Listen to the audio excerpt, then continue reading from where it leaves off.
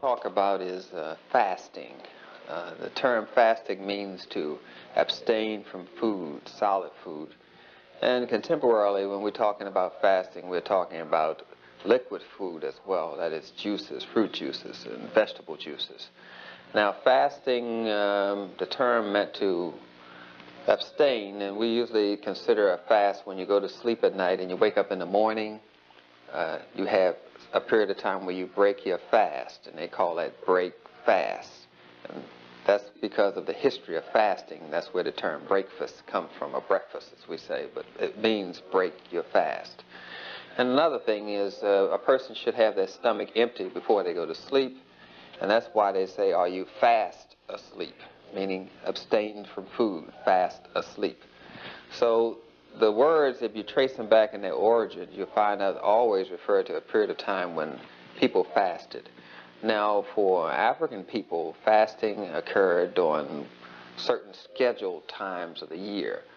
During harvesting season, just before harvest, there would be a fast. See, when you have plenty of food around, and just before the food supply dwindles down, the amount of food you eat decreases, and that puts you on a fast. And then you have the harvest when there's plenty of food again. So between the harvesting season, there was a time when you fasted. These were scheduled by nature. Then there are fasts that are scheduled by the sun, and we use the solstice for that, the winter solstice, the summer solstice. That's when the sun is the highest point from the equator. So they help you schedule a fast. Then there are fasts based on religions, 40 days and 40 nights without food, which is called quarantine in the Italian. That's where the word quarantine comes from, fasting. So we have fasting that are scheduled by religions, fasting that's scheduled by the sun, and fasting that are scheduled by harvesting seasons. Nature, of course, causes you to fast. All animals, whenever they're sick, they stop eating and they'll go get a herb. A dog will do it, a cat, as well as horse and cattle. They will go on a fast. They will just stop eating. And that puts them on a fast, because a fast has a curative element to it. That's why we fasted. It helps to regenerate the system and nourish the system. So it's a time when you give back to nature. During the time that you're eating, you're taking from nature. And during the fast, you're supposedly giving back to nature. And that gives you a balance. And that's what fast was meant to do, to put you back in equilibrium with nature. A time when there's fasting, a time when there's not fasting. So the fast, as it's known today, includes liquid food, as I mentioned before. And when you're using liquid food, such as apple juice, raw apple juice, orange juice, grapefruit juice, and vegetable juices, spinach, beet, carrot, that's when you concentrate the juice from the plant. So whenever you're dealing with a concentrate, you have to take a lot more fluids. So you drink more water when you're drinking liquid, such as the juices and the vegetable juices and fruit juices. So your water content should be escalated because of the concentrated nature of the juices. So that helps flush out your system. Let's just start from someone who's never been on a fast before. The biggest fear usually is, I'm going to starve to death. For some reason, people just think they're going to starve and drop and die. But that doesn't happen. Usually this business about starving, that's a starvation diet. We're not talking about starvation. We're talking about a controlled period of time when you're on water or juices or liquids. That's fasting as opposed to starvation. But most of the time when you say fasting, people are thinking of starving to death, but we're not talking about that. Not at all. We're talking about a controlled period of time where you're abstaining from eating solid foods to rest your digestive system. Now, the fear about starving to death, that doesn't happen. The fear of being so hungry that you'll just run and get something to eat, usually when the small intestines and large intestines are emptied of all the food, that's when you lose the craving for food. There are things that you can take for cravings, such as glutamine or glutamic acid, which is an amino acid, which reduces the craving. There's a herb called quassia, which reduces craving, and there's a mineral supplement, as we call it, called chromium, which also reduces craving. Quassia is named, the herb quassia is named after an African man who was using that herb during that particular time, and the Europeans wanted it, so they chased him down to South America where this herb was found, and found out where the herb was and how to locate it, and after they found this information, they killed the African man by the name of Quassia. So it's a kind of a mixture of our history involved in this herb, involving chromium, involving glutamic acid as well. So these substances, the supplement of chromium, the herb quassia, and the amino acid glutamic acid, or glutamine, help reduce the craving. So you can take that while you're on the first 3 days of your fast to help reduce the craving and the kind of impulse that you're going to starve and die of death or something of that sort. Let's just go back to, like I said, someone who's never fasted before, with these misconceptions about starving to death, and the misconception about having a craving, they'll just run and get something to eat, and also the misconception that their body, when they're on a fast, is eating itself up. That comes out of European mythology and superstitions. In their system of thoughts, as some people like to call it, the Europeans believe that they are being attacked by someone, or they're going to attack someone. So they're constantly in this dichotomy of either they're going to attack something or something's going to attack them.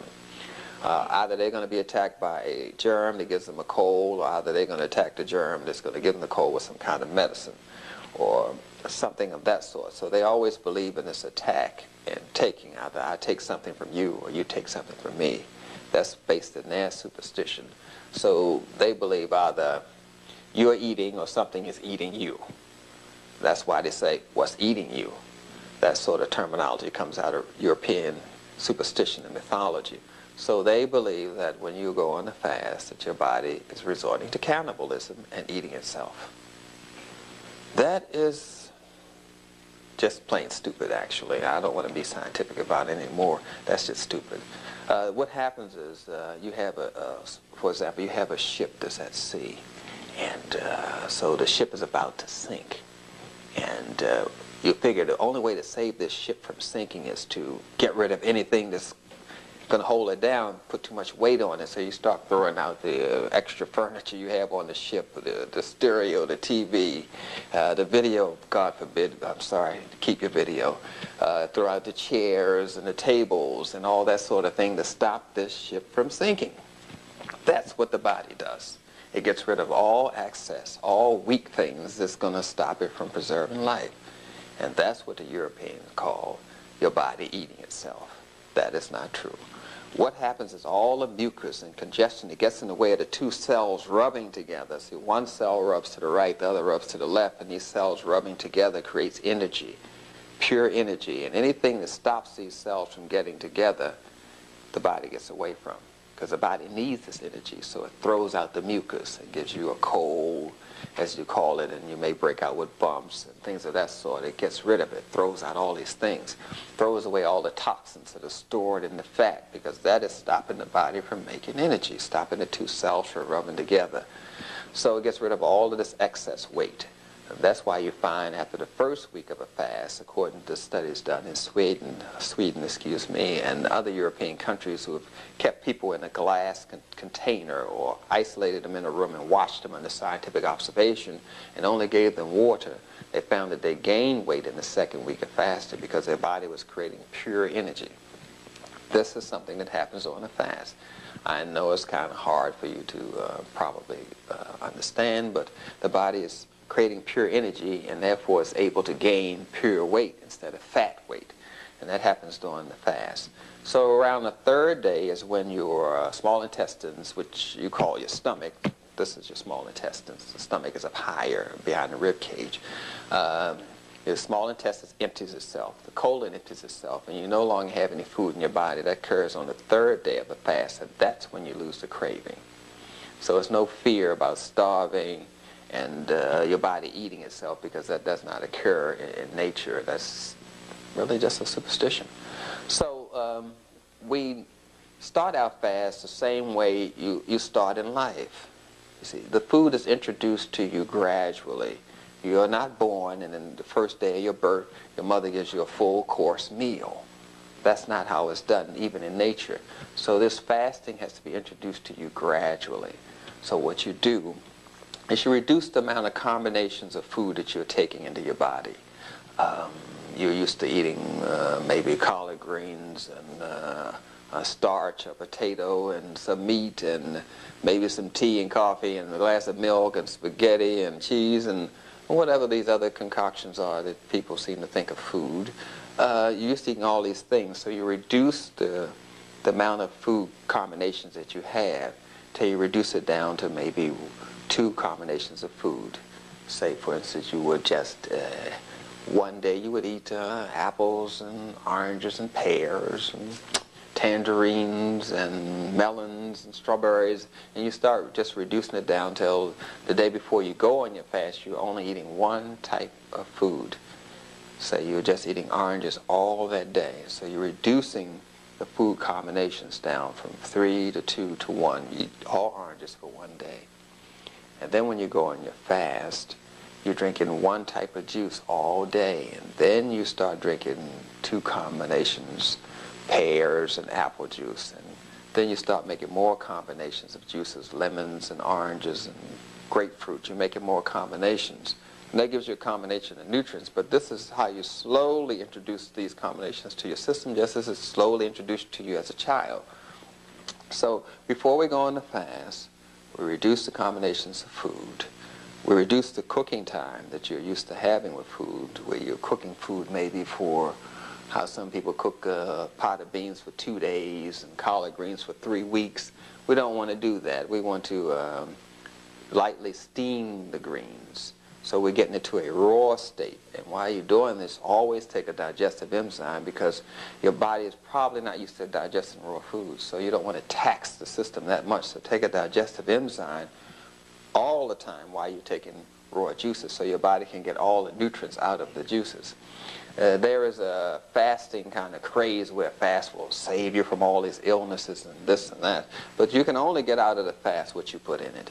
It's important that you go on the fast correctly, and it's important that you maintain the fast correctly, and it's important that you come off the fast correctly. If you come off the fast with a whole lot of combinations of food, heavy starches, you have just ruined everything that you've done. You want to come off of it gradually, go into it gradually, just as nature introduces you to food gradually.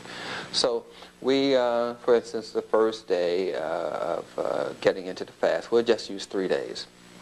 So the first day before, on this 3-day period before we go into the fast, we're eating apples, oranges, bananas, papayas, mangoes, and we're eating quite a variety of fruits.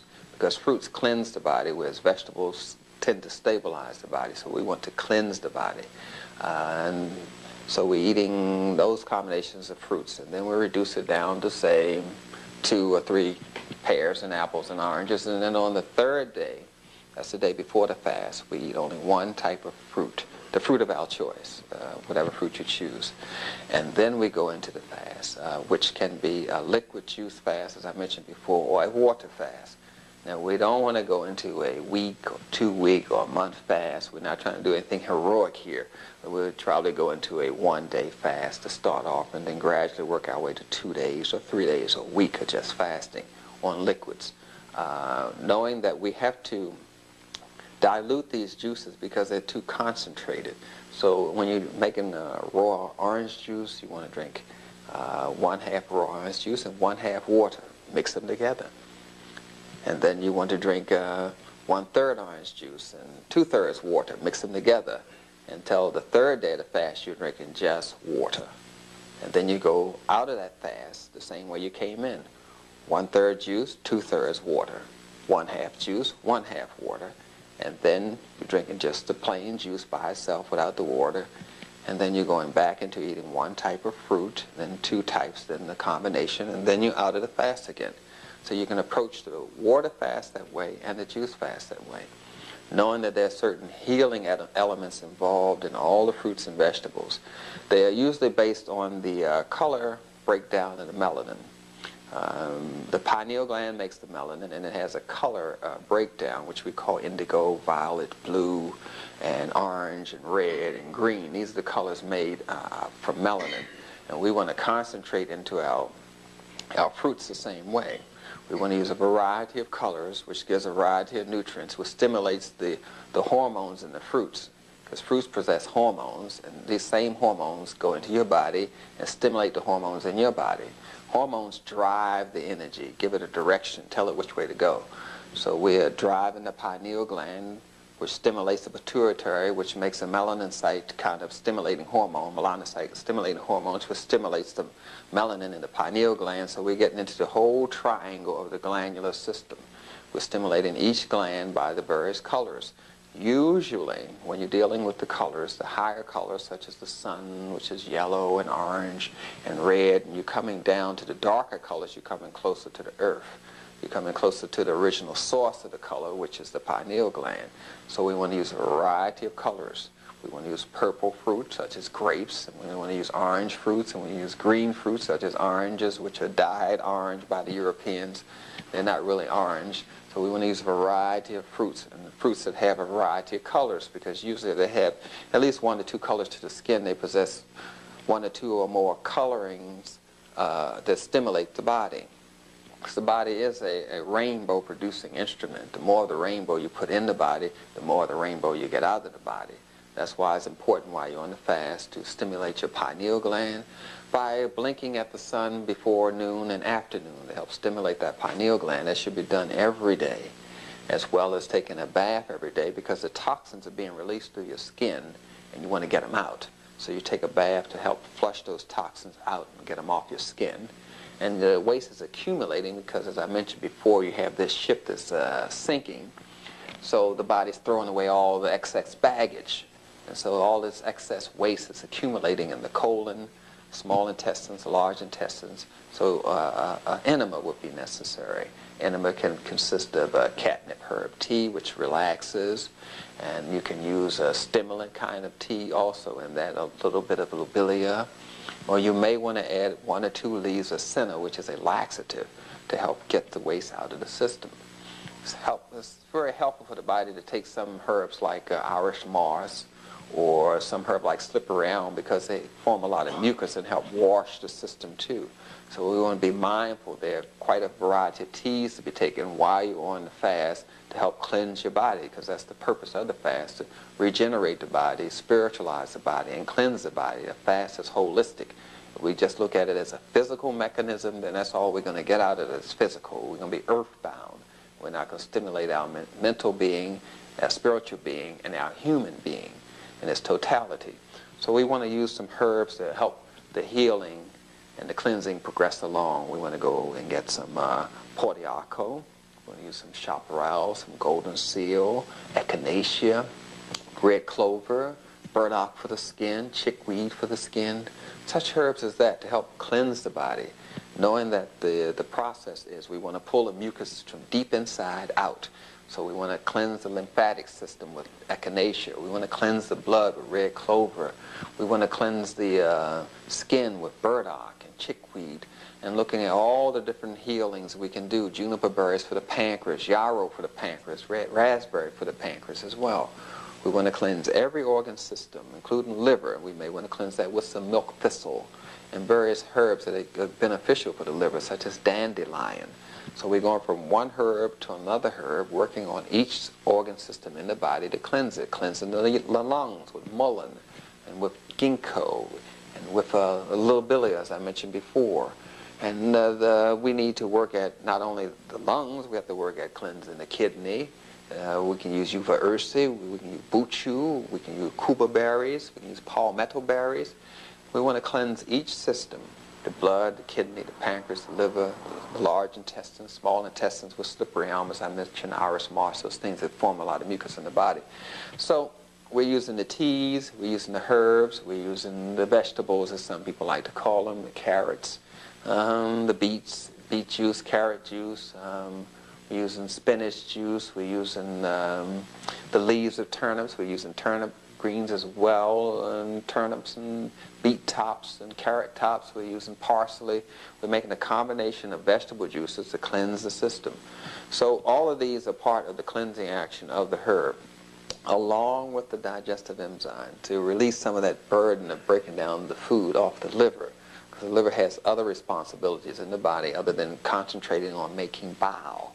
The liver senses the red blood cells and say this cell should go, this cell should stay, and whatever cells should stay, it turns it into bile to help break down toxins in the system. So we want to use those as well. Some fenugreek perhaps because it has choline in it and it helps emulsify fat. Lecithin does the same thing as well.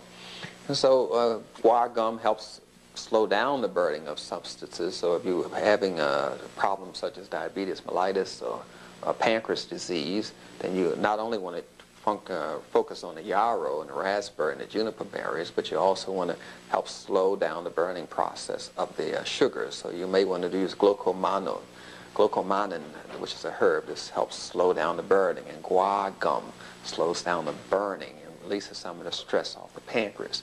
So the cleansing, we're using herbs, we're using juice, as I mentioned before, red beets for the liver and as well as for the blood, and of course carrots have a lot of calcium in them, and that's good for your system, and vitamin C, such as you find in yams. We want to use the yam as well if we're using the carrot juice, because the yam has the vitamin A, the vitamin C. It's good for diabetes, it's good for digestion, and it's a sprout. And so therefore it has a concentrated amount of energy in it. So we're using all these combinations of plants and herbs, flushing out our colon with enema daily, with catnip, as I mentioned before, 1 or 2 leaves of senna, and some soothing kind of herb along with it, some slippery elm, and some garlic. Catnip and garlic is also an excellent enema to give yourself. And the baths, as well as blinking the eyes, looking at the sun before noon and afternoon, and walking barefoot to get that high amount of concentrated charge out of the body, and doing some spiritual exercises as well. This is done with herbs such as gotu kola, which helps bring a lot of blood to the brain. So we want to infuse the brain with blood with gotu kola, and use herbs such as false unicorn to help stimulate the glands, or damiana. So we're using gotu kola, false unicorn, or blessed thistle, and damiana in a combination to stimulate the pineal gland, because this fast is not going to work without the stimulation, proper stimulation of the pineal gland, because that's the first line of defense for black people. Aside from that, the pineal gland makes the nucleus, as they call it in science, of every cell in the body, so it's responsible for making the brains of every cell in the body. So we have to properly stimulate the pineal gland, which usually gets very sluggish and deficient in its production of melanin on a European diet, because European diets are anti-melanin from their beginning and to their end, because they're so mucus forming and backwards in their establishment.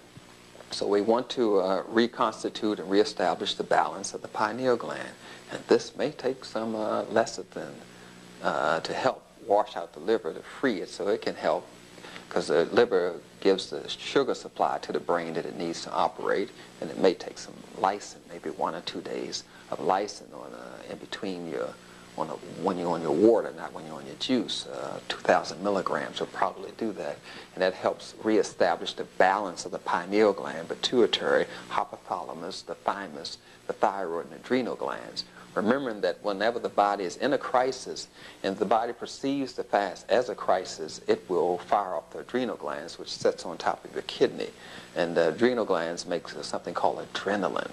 And adrenaline is simply something that's used for defense, fight or flight kind of response, just as the parasympathetic system, part of the autonomic nervous system, is used for fight or flight to get you out of a crisis situation. So that adrenaline will probably be excess in your body, and only the liver can get rid of this excess adrenaline. That's why it's important to work on the liver with yarrow, dandelion, and milk thistle, and other herbs that are good for cleansing the liver. Because the adrenal glands are going to fire off, and they sometimes become fatigued. And pantothenic acid helps relieve that fatigue on the adrenal glands, and you can get those from just the hormones in the vegetables and fruits themselves, such as mangoes, papayas, kiwi, star fruit. All of these help establish the balance. They are tropical fruits, and they're the fruits that our ancestors ate, such as Imhotep, Hatshepsut, Ahmes, and Ramesses, and Menes. Narman is called catfish, the man who united the 2 kingdoms, Upper and Lower Egypt, fighting the those marauding bandits known as Europeans. All of our ancestors was raised on this diet, and it was done on purpose. That's why we produce such a higher civilization and produce such technologies and sciences as calculus and astronomy and architecture, because our diet was holistic and natural, and it included fasting periodically, based, as I mentioned before, on the harvesting seasons or on the solstice, and based on the inherent rhythm of the body, because African people are on a solar rhythm, whereas Europeans are on a lunar rhythm. They are mostly moon-concentrated people. That's why you find so many references to the moon in their culture. They speak of romance about the moon. When they get married, they go on a honeymoon. They have stars at night and the moon glows in your hair. Everything is about the moon. They're mostly moon-centered people, and we are solar-centered people. So to go on that kind of a regimen of diet is anti the rhythm of our system. So we mostly go into a 3-year kind of rhythm. That's what the pineal gland is on. Our eating was based on the sun. The metric system is based on the sun. The calendar is based on the sun. Our religion, the Kemetic religion, uses symbology of the sun, Ra and Re. The child is carried in the solar center of the mother. The mother's umbilical cord is on the sun. Birthing of children occurred every 3 years in Africa. That's based on the sun. Everything was solar centered in our culture. And that's because of the high amount of importance and respect that our ancestors had for the pineal gland, which is stimulated by the hormones in fruits, which possess all the nutrients that the pineal gland needs. It helps stabilize the balance. So we want to reaffirm that balance with the fruits on our fast and lean more toward tropical fruits, as the Europeans call it, the mangoes, papayas, the kiwi, the star fruit, all those so-called tropical fruits. The pineapple, they are very responsive to the sun. They ferment and they ripen in the sun. They're very responsive, and they're cooked by the sun naturally, whereas the Europeans try to duplicate that fire energy and just started cooking foods and destroy the whole nutrient content of the foods by cooking them. It depletes the foods of their vitamins. It makes the calcium and magnesium too coarse to be digested. So in a raw form, the food is highly digested, and so this raw energy which we're getting from the fast is what's going to rekindle our system. The other things, aside from the importance of the solarity of the fast and of our system and this penile melanocyte foundation, is to do the proper spiritual exercise. I don't mean by spirit what perhaps some religious structure means by some club, as there really are, these religious structures. I'm talking about spirit in the purest African sense of the word. To be spiritual means to know why you're on earth and your purpose in life. That's what spirit means in African thought. So what we want to do is reaffirm why we're here and our purpose in life. And that is possessed in our genetic code. And our genetic code, again, is stored in our melanin, which is produced by our pineal gland. So what we want to do is generate all the energy we can electromagnetically by electromagnetically stimulating it with the pineal gland. That is the purpose of visualizing, for example, while you're on the fast, to spiritualize your cerebral spinal fluid. That's the fluid that's in your backbone, as you call it. It goes from the ventricles, these empty spaces in your brain that are filled with fluid.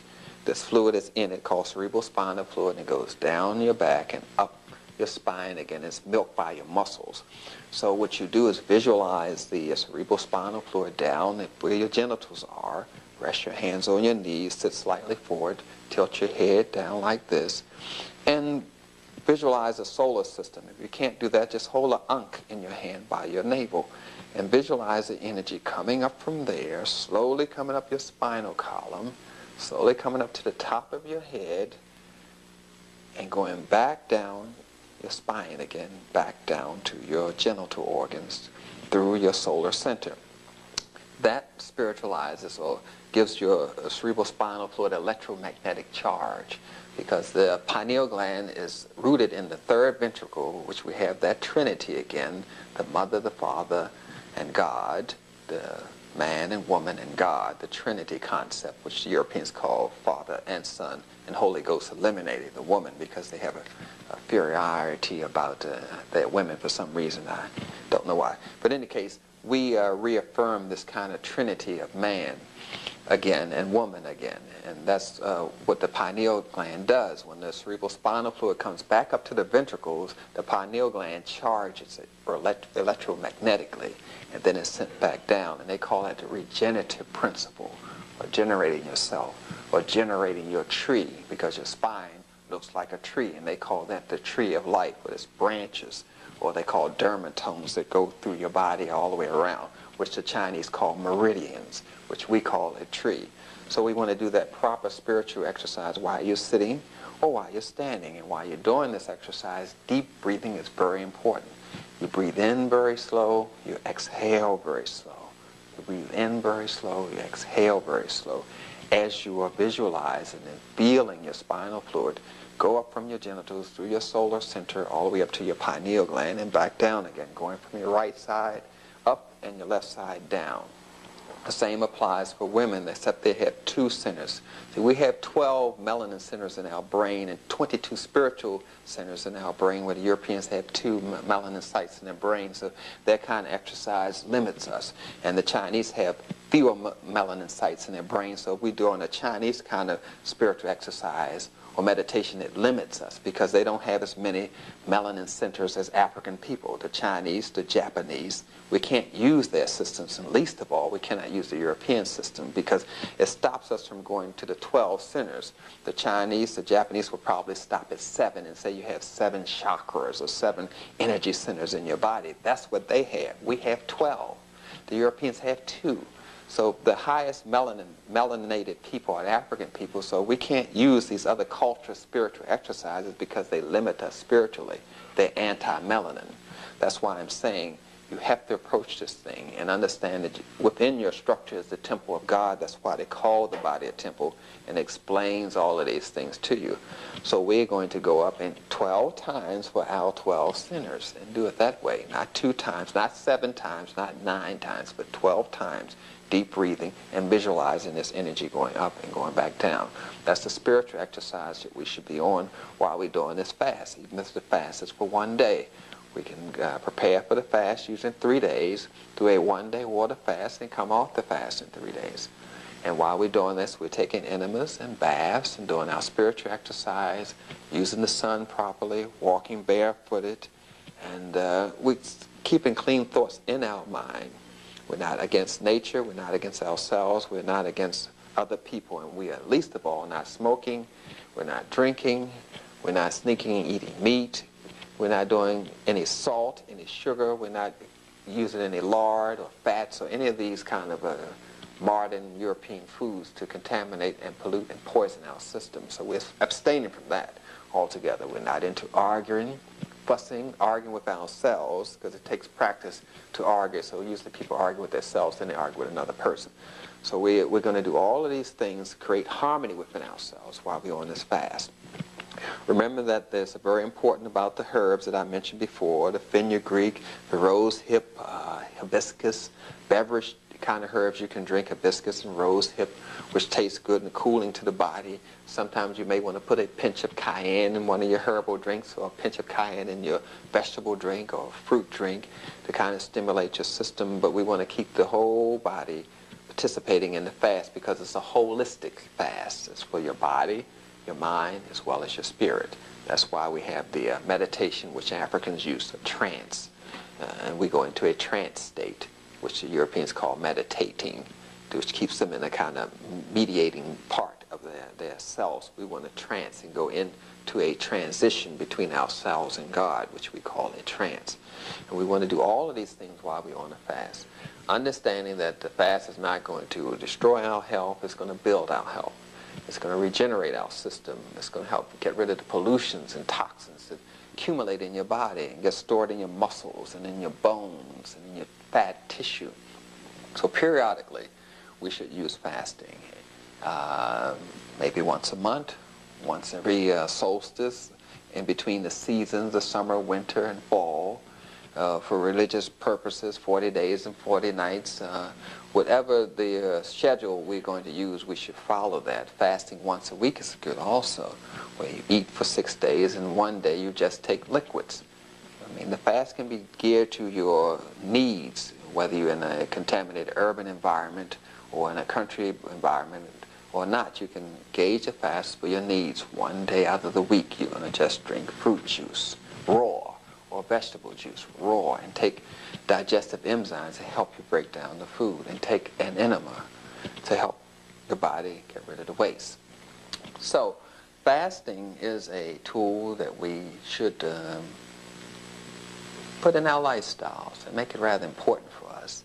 And this is very important for the children to see you do this, to exercise control, because by exercising control, it gives you more control and more ability to be holistic and Afrocentric, because you cannot be African unless you eat African, and you cannot dress African and be African unless you eat African. All of this is part of our Afrocentric lifestyle, fasting.